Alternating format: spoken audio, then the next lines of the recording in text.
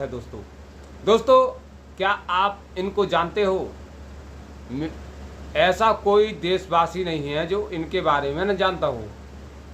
ये हमारे धर्म के बहुत बड़े धर्म गुरु और एक बहुत महान कथावाचक हैं। इनकी ख्याति देश और विदेश में है, लेकिन इनके कुछ बोल ऐसे होते हैं जिसके बाद फजीहत होती है। अभी इन्होंने जबलपुर में एक कार्यक्रम के दौरान ऐसा बयान दिया जिसके बाद हमने सोचा क्यों न इनके बारे में कुछ जानकारी इकट्ठा की जाए।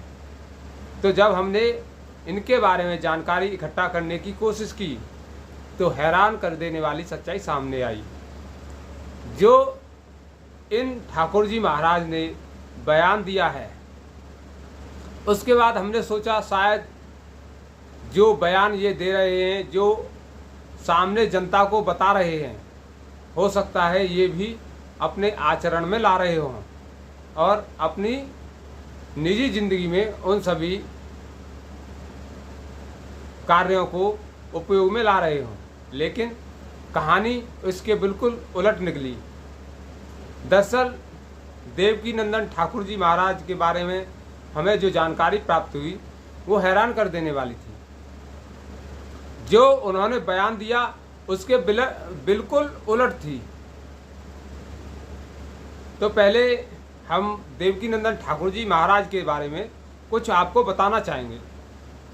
दरअसल देवकीनंदन ठाकुर जी महाराज ने अपनी शिक्षा दीक्षा वृंदावन से पूरी की है।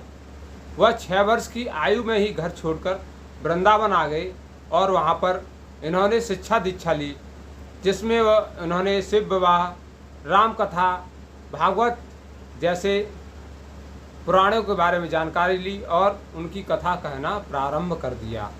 सबसे पहले उन्होंने 13 वर्ष की उम्र में 1997 में पहली कथा की, यह पहला कार्यक्रम किया।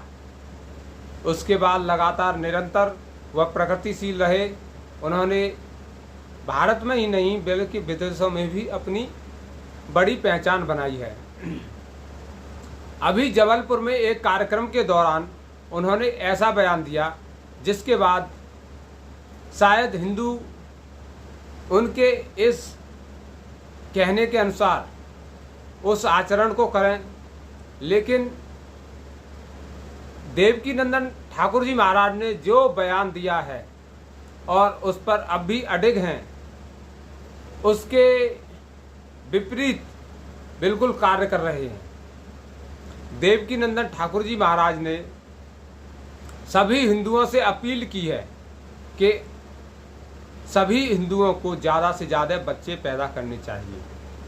लगभग 5 बच्चे तो प्रत्येक हिंदू के होने चाहिए। इस अपील के बाद जब मीडिया ने उनसे बातचीत करना चाहिए और उनसे जवाब मांगा, तो उन्होंने जो जवाब दिया वह हैरान कर देने वाला था।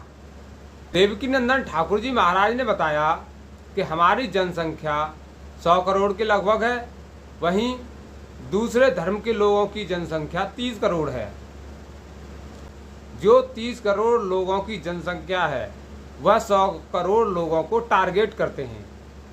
दोस्तों, यह बात सोचने को मजबूर कर देती है किस तरह से हमारे धर्मगुरु हिंदुओं की भावनाओं को ठेस पहुंचाने वाली बात करते हैं।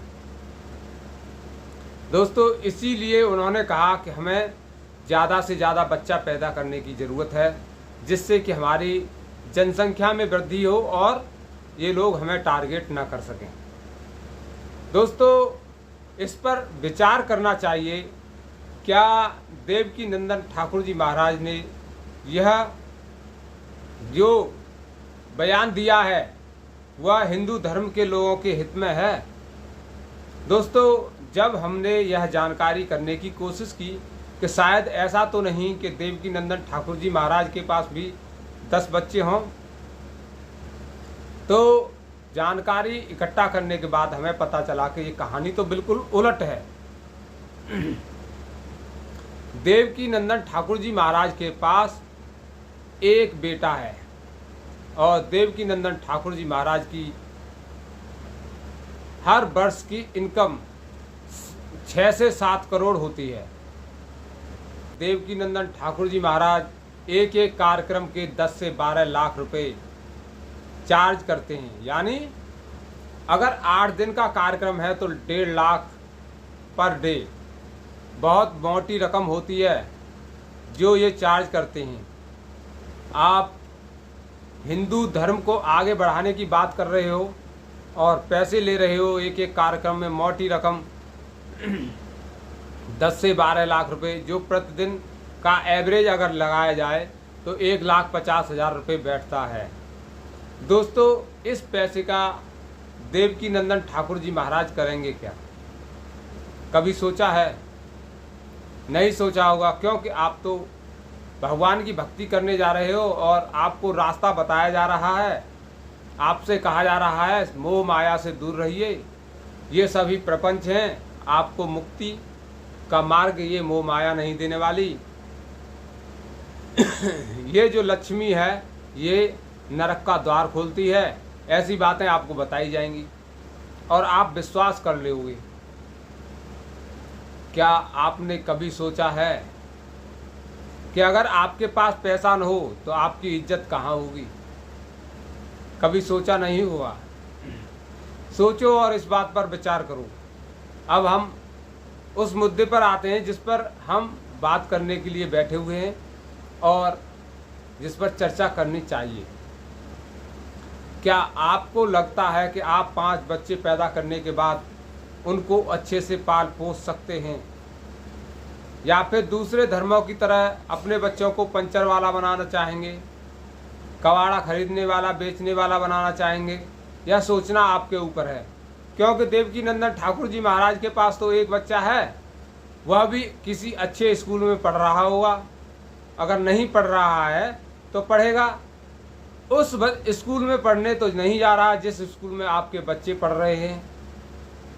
नहीं, अगर वो बीमार हो जाता है तो उसके लिए अच्छे से अच्छे हॉस्पिटल उपलब्ध हैं। आपका बच्चा उस सरकारी हॉस्पिटल में जाता है, उस सरकारी हॉस्पिटल में देवकीनंदन ठाकुर जी महाराज का बच्चा जाने वाला नहीं है। आप विचार करिए, अंधभक्त मत बनिए।